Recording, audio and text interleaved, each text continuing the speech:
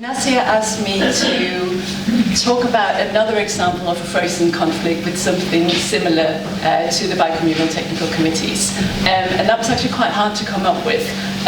But I decided to talk about the Georgian Abkhaz conflict because there are some similar initiatives, similar structures, or at least there were, less so now, but I'll come back to why that is the case. And I thought I would make some PowerPoint slides, not because I'm teaching you, but just because most of you are probably less familiar with this conflict, so I thought it might be helpful just with a few introductions. So the issue of engaging with the Abkhaz entity, engaging with the population of Abkhazia, is something that has been central and highly sensitive in this conflict from the beginning, so certainly from the ceasefire in 1994. So I had to go back in time just to find out what actually happened at different times, what was attempted. And I guess a little bit like the technical committees, it was quite difficult. So I thought I knew most of it, but found out I didn't actually know that much.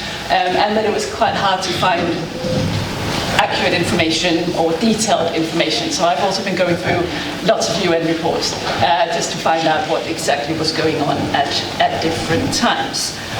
So what I thought I would do was I'd quickly talk about the various developments over time, and I'll talk about the period before 2008 and the period after 2008. Because the dynamics changed quite significantly after the Russian-Georgian War, after Russia's recognition of Abkhazia and the continued military presence of Russian troops in Abkhazia. That meant that engagement was prioritized, but it became even more difficult than it had been previously. I'll then talk a little bit about what was achieved. I'll say something about the main obstacles, and then maybe a few conclusions and lessons learned.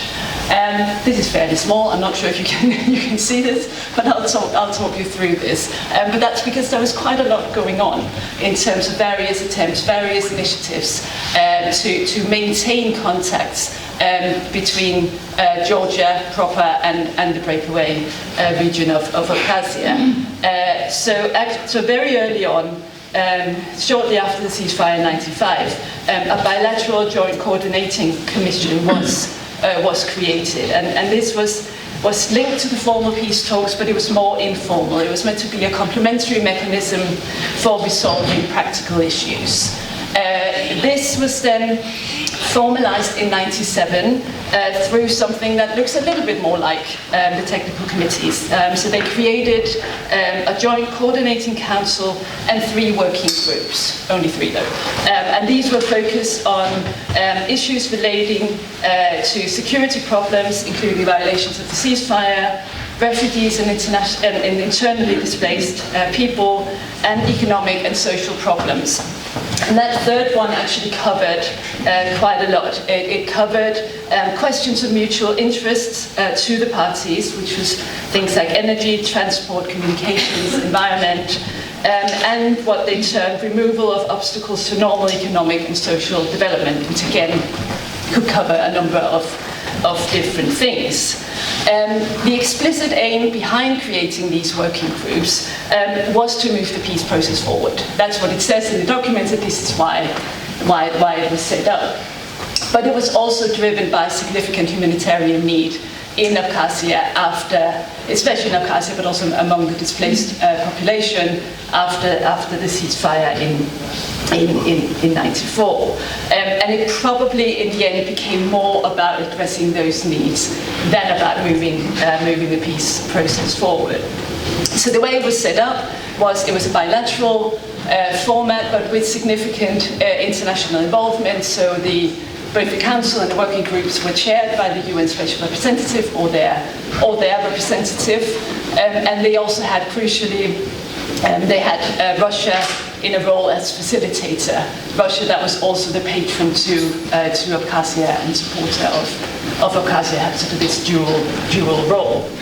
And the working groups met fairly frequently, but the coordinating council, that was high level, that was sort of the leadership level, they met less frequently. It was functioning more or less until 2001, when it was suspended because of increasing tensions and because of lack of progress in the peace talks. After that, this sort of multilateral format, or bilateral and multilateral format, gave way to a format that was more dominated by Russia. So you increasingly got direct talks between Georgia and Russia, resulting in one agreement, the Sochi Agreement in 2003, in which they agreed to create railway links between Russia and Georgia, or re-established. They had all been there, but had been destroyed during the war, and they went through Abkhazia. So that was agreed at that point, and it was conditional on the return of refugees, Georgian refugees, to Abkhazia. And they also agreed on some joint economic projects that was meant to bring the two sides closer together, the Abkhaz and the Georgian sides closer together. This was never implemented, and one of the reasons it was never implemented, there are a number of reasons, but one reason was you got new regimes, both in Georgia and Abkhazia, shortly afterwards. That, for a while, started the process again. You got the Coordinating Council up and running again. You got working groups relaunched again in 2005. But actually, the new Georgian government, with Saakashvili as a new leader, were reluctant to use this format because they thought it was too dominated by Russia. So they preferred instead to have informal, direct links with the Abkhaz to try to avoid sort of Russian influence over this process. But throughout that period, you also had that format, and then you had informal talks at the more informal contacts at the same time. You had a process led by NGOs that were also facilitating contacts at this time, and that were less directly linked to the peace talks. And that included things like the director of the Georgian National Library agreed with the Abkhaz side on the delivery of books to replace some of the books that had been destroyed during the war. You had summer camps for youths on both sides. You had the restoration of Georgian Abkhaz movies, as well as something else that was done. So there were various sort of tracks for trying, various initiatives to try to maintain these contacts, and as was the official goal, create an environment more conducive to peace. This is not what happened. Instead, you had the outbreak of war in 2008. After that, engagement actually became even more prioritized, and they started referring to it now as engagement, and referring to it as engagement without recognition, or non-recognition and engagement, depending on who was coining it. But the problem is, it was becoming much more difficult after that. It had been difficult already before 2008, but it became much more difficult after Russia's recognition of Abkhazia, after Russia's continued military presence. Russia had been there before, but formally with peacekeepers. That changed after 2008. That meant at that point it was more difficult for Georgia to accept engagement. It was more difficult for international organizations to justify engagement with Abkhazia, but there was also an understanding that there was a need for it, that there was a need, that it was needed to prevent renewed escalation, that it was needed for keeping the separation from becoming permanent.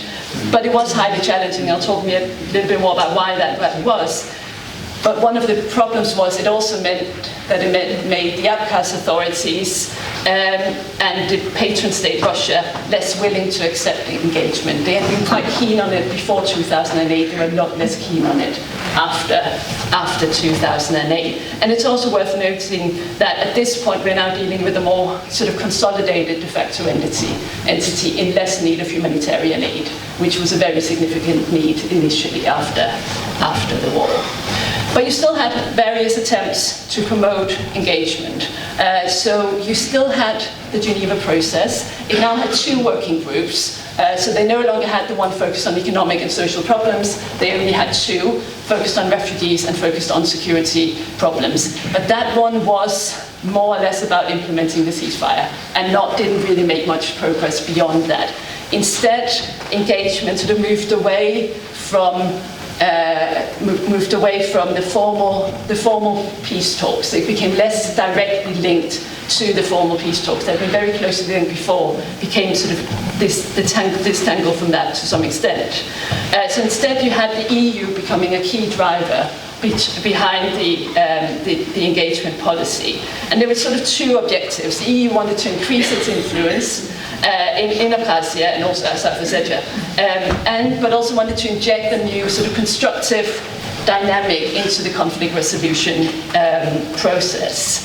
So in 2009, the EU developed its non-recognition and engagement policy, and this was intended to open a political and legal space in which the EU could interact with the separatist regions without compromising its adherence to Georgia's territorial integrity. This policy, though, was shaped and also constrained by Georgia's policy. So Georgia, at the same time, adopted two central documents. One was the Law on Occupied Territories from October 2009, and the other one was called the Strategy on Occupied Territories, Engagement through Cooperation, which was in January 2010. So these documents, they acknowledged the need for engagement, but they also were very restrictive when it came to the activities of international organizations and NGOs in Abkhazia, and that made the EU's policy of engagement quite a difficult one. So I'll just jump to say a little bit about what was achieved, because I think I've already hinted that this wasn't easy, that it was very difficult to achieve anything. And it's actually been very difficult to work out exactly what was achieved and when it was achieved. But some things were achieved. So pre-2008, the first working group on security problems did seem to, at least on a number of occasions, manage to reduce tensions, simply just through the dialogue, through that contact between the right people at the right times. This third working group also had some concrete results, especially in the areas of health and infrastructure and culture. And you saw some further progress when it came to initiatives that were led by NGOs and were more informal. So there were these achievements. After 2008, there is less progress. There is progress around the area of health, which was a priority for the Georgian government, offering health care to the Abkhaz population if they traveled to Georgian-controlled territory to obtain that health. The EU focused very much on economic cooperation and also saw some achievements in that area.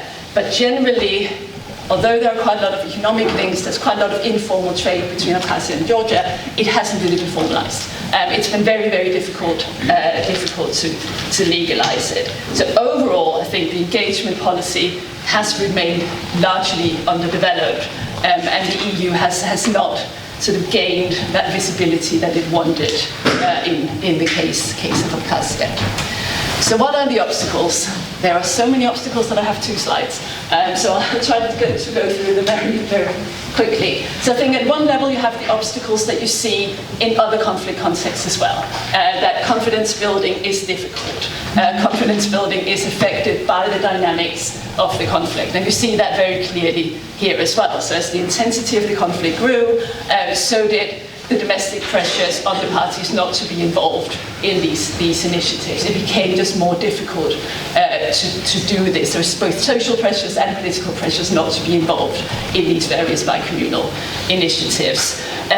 So at those points you saw greater progress with the less visible NGO-led initiatives. But the impact of that engagement was limited by its small scale and lack of visibility as well. So that made it possible, but it also meant that the impact was limited, that few people were affected, and you also had a lack of willingness on part of the leadership to promote this, to take credit for this, to say that this is a great thing and shows the importance of this. And then mistrust was a significant obstacle as well between the parties, but again, this is something that we see in other conflicts as well.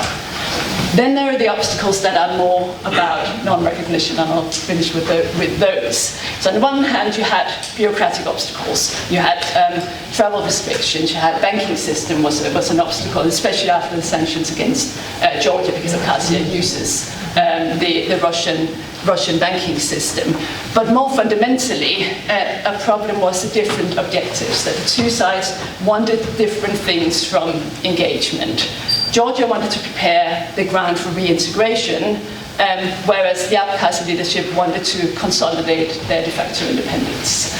And those things resulted in very different and often contradictory red lines. So Georgia insisted that engagement with Abkhazia had to go through them or have their explicit approval.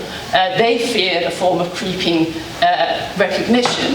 The Abkhaz leadership, on the other hand, they increasingly insisted on being treated as representatives of an independent state and refused engagement that went through Georgia, or funding that was channeled through Georgia, and preferred parallel projects instead of joint projects. So I've termed what they're fearing a form of creeping reintegration. And then all of this was further complicated by Russia's involvement, which made Georgia even more fearful of this form of engagement. It also meant, and has increasingly meant, international engagement is much more difficult, especially the EU no longer has a space for engagement in the case of Abkhazia.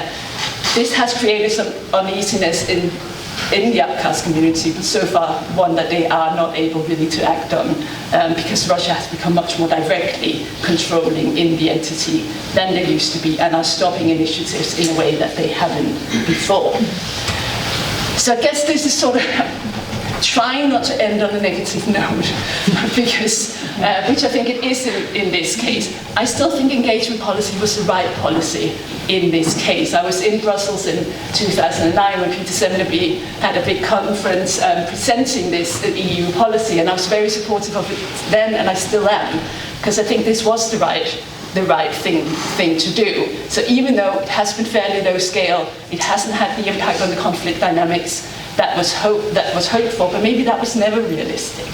But I think it has at least maintained contacts. It has kept the contacts alive, and this could be important as the conflict dynamics may be shifting. I'd be happy to talk more about this, but certainly Abkhazia's relationship with Russia could potentially shift, as Russia is not perhaps such an attractive patron as it used to be. And that's when these contacts, these alternative narratives can become important. So I'll stop here, and I know I've gone slightly over time, so I apologize for that.